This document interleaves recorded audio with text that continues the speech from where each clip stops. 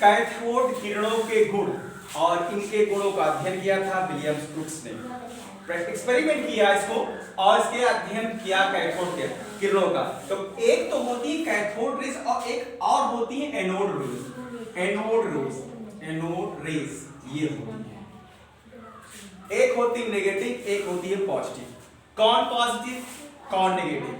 ये है नेगेटिव, ये है नेगेटिव और ये है पॉजिटिव, एनोड और कैथोड। इनके प्रॉपर्टी की बात, सबसे पहली प्रॉपर्टी अगर आपको एग्जाम में लिखने को आ जाए तो कैसे लिखेंगे कि कैथोड रेज जो होती हैं वो सीधी रेखा में चलती है, यानी ये चलेंगी स्ट्रेट लाइन में, स्ट्रेट लाइन में चलेगी, बीम इनकी चलेगी सीधी रेखा में चलेगी।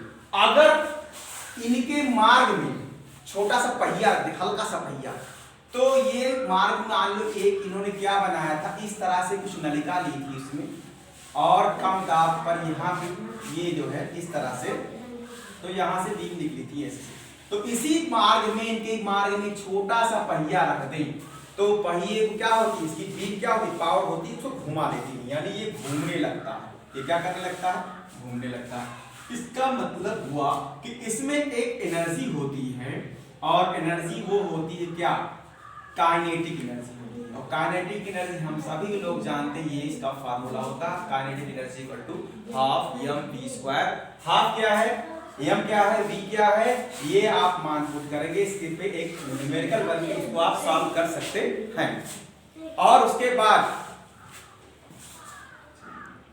एनर्जी जो होती है, इसका मतलब इसमें एनर्जी है, और कौन सी एनर्जी है, काइनेटिक एनर्जी, इसको मूव करा रही है पहिए को।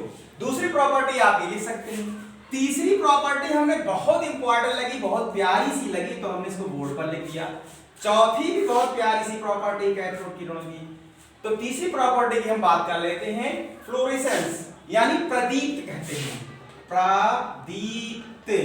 ये क्या होता है, एक तरीके से इसको कहते हैं फ्लैश भी बोल सकते हैं, फ्लैश कहते हैं कैमरे में फ्लैश, चमक। ये फ्लोरेंस करती किस कलर में करती हैं, ग्रीन कलर में करती हैं। ये इनकी प्रॉपर्टी नंबर हो गई थर्ड।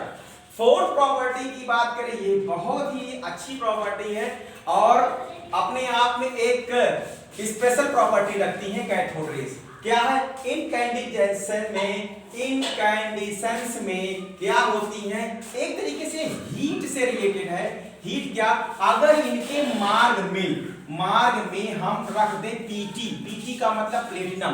प्लेटिनम एक ऐसा धातु है जिसका जो गलनांक होता है मैग्नेटिक पॉइंट ऑफ हाई होता है, उच्च गलनांक का होता है। प्लेटिनम रख देते हैं और जब प्लेटिनम पर ये बीम पड़ती है तो ये हीट हो जाती है, और जब ये हीट हो जाएगी ये तो गर्म हो जाएगी, यानी लाल हो जाएगी। एक तरीके से ये उस लाल, सुर्ख लाल हो जाएगी हीट पा करके प्लेटिनम।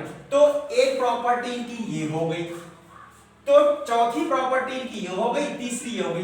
पांचवी प्रॉपर्टी क्या है कि अगर ये रेज हैं तो क्या ये इलेक्ट्रिक और मैग्नेटिक फील्ड में डिफ्लेक्ट करेंगी।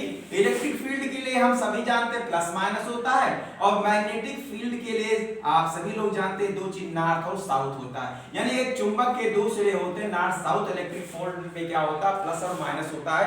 क्या इस फील्ड में अगर ये बीम जा रही है तो कुछ असर होगा? जी हाँ, बिल्कुल असर होगा।